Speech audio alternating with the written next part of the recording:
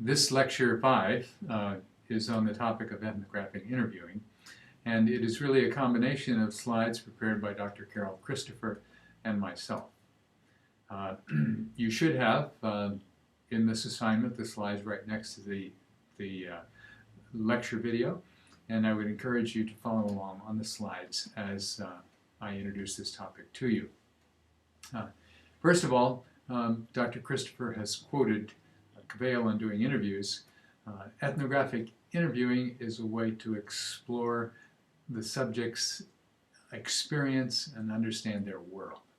This is where we want to try to get inside another person and have some sense of who they are.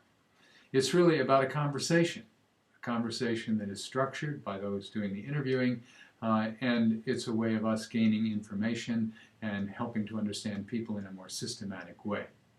But it's more than a conversation because it tries to get us into how people live.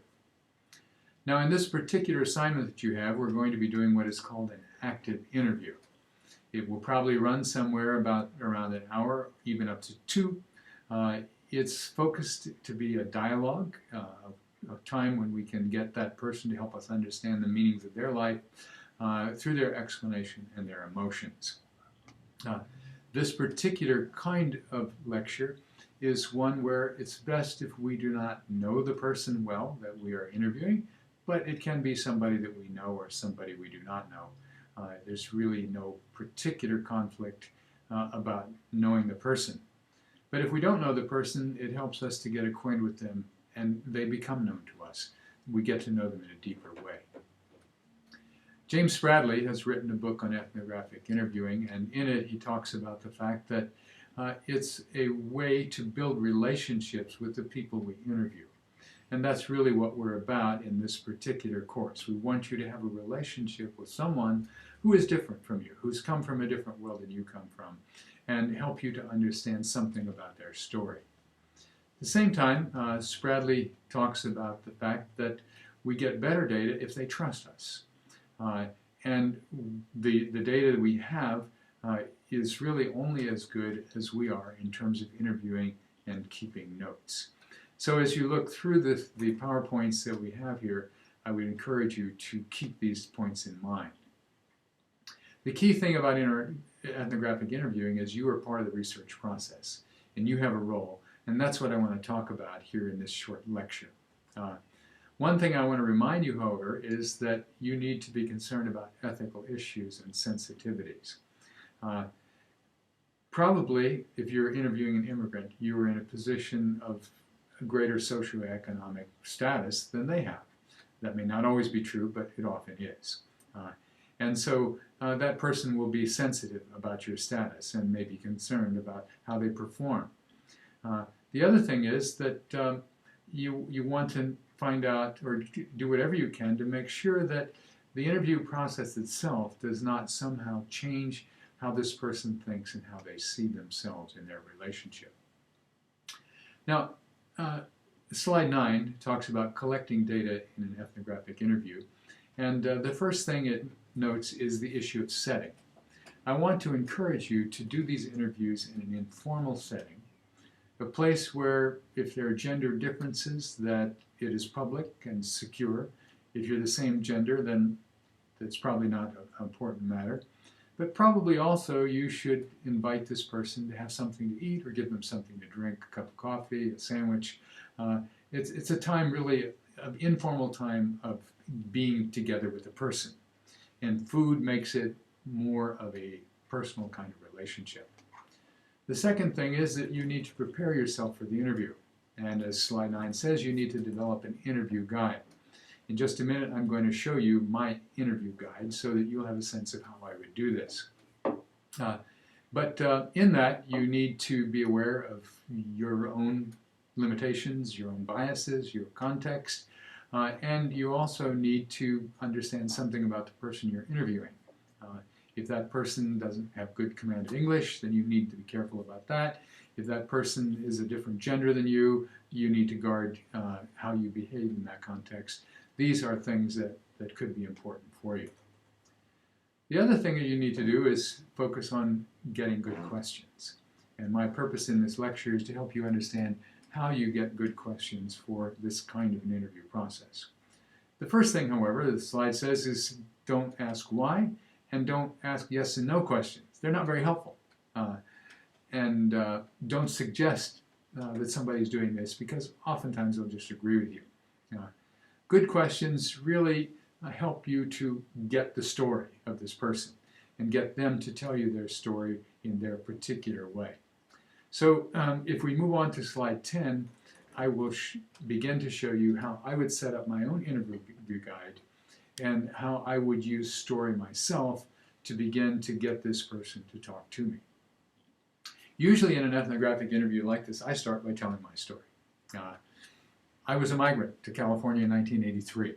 I got a call from my friend Marvin Mayers at Biola University in November of 1982, and he asked me if I knew any anthropologists that would be interested in coming to Biola.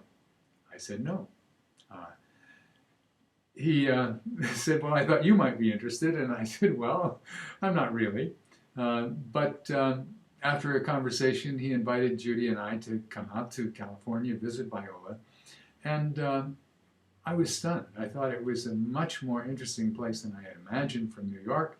And then I had to face the question, why should I leave my house, built in 1812, my family, all of which lived in the East, my wife's family, which lived in the East, and move my whole family to Biola in California? As we began to think about these things, Biola gave me the bad news of a salary cut if I were to come. I would make $5,000 less than I made in New York. And then they gave me the even worse news. There was no job for my wife, who was working as a full librarian in the State University College in New York, where we both were. And so this was a move of tremendous risk. At the same time, we saw that it was also a move of opportunity. There was a chance for us to teach graduate students and get more involved in missions than we ever could in the State University of New York. And so we had to wrestle with the risk and the opportunity. Now, this story is not about me. I'm here really to hear your story, but I share this story to ask, how did it happen that you came here? What kind of invitations did you get? What was it like to leave your home, your family? What did you see were the risks and opportunities? Can you tell me your story?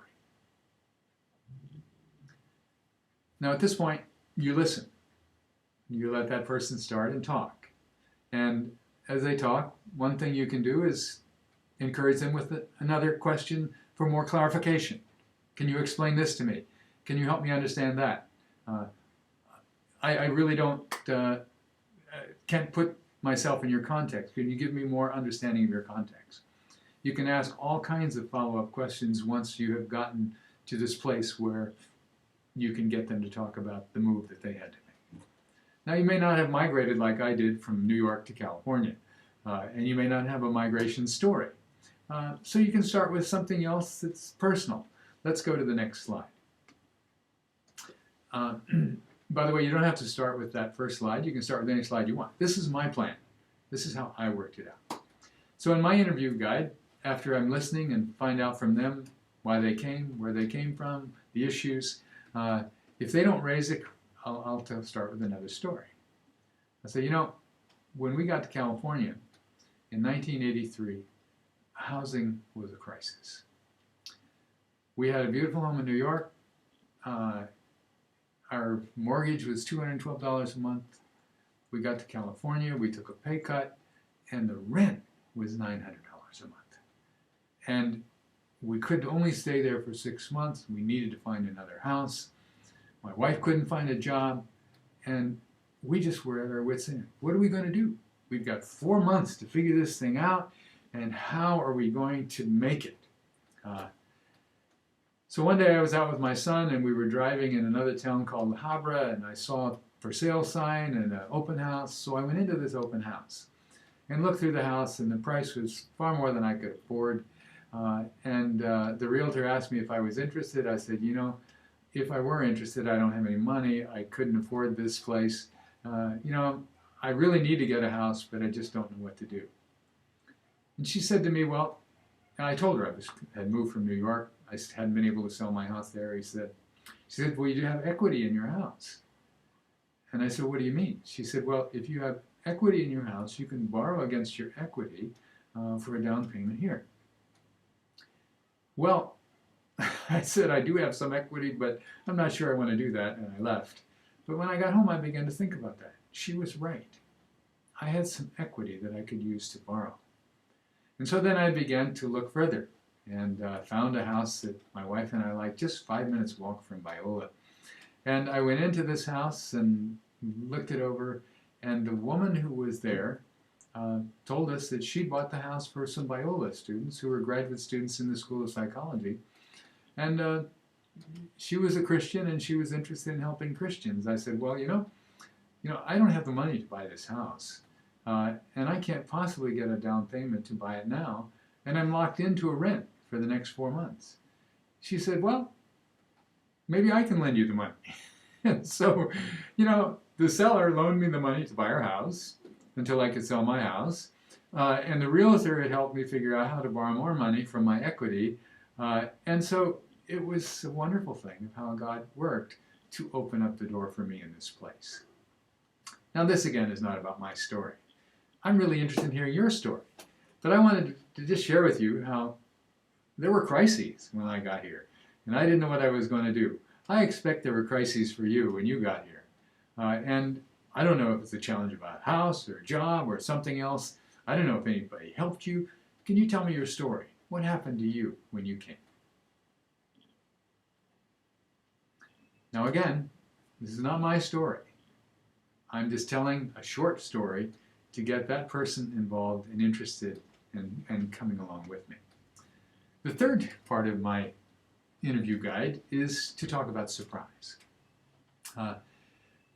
When I got to California, I was surprised. Things didn't work out like I expected. Things were not always good. In fact, I remember my first semester teaching at Biola University, many undergraduates did not like the way I taught. They said, we didn't pay to come to Biola to get a course like you're teaching at Cal State Fullerton at the State University of New York. We want some biblical integration. Well, I didn't know how to biblically integrate. I'd been teaching anthropology for 15 years in the State University. I didn't know what to do with this. At that time, I found the support of my co-workers, fellow faculty members at Biola, very helpful. They coached me. They helped me to talk about these things, helped me to think about the relationship of anthropology and culture. And I was able to work through it. Now, surely, you had some surprises when you came. Everything didn't work out all right for you. What happened to you? Can you tell me about your surprises? Again, you tell your story, you ask them to respond back. Did you have a surprise at work, at school? Did you have surprises in healthcare, government offices, church? What were the kinds of things that happened to you in this? Now, the last thing in my interview guide is 10 years later. What happened? How did all this work out? Was it a positive or a negative experience? I can tell you my story, but my wife got a wonderful job at Biola University. My children got a great education. I had an opportunity to expand my own ministry with Wycliffe Bible translators. It was incredible. But I confess to you that a lot of this happened because I'm white.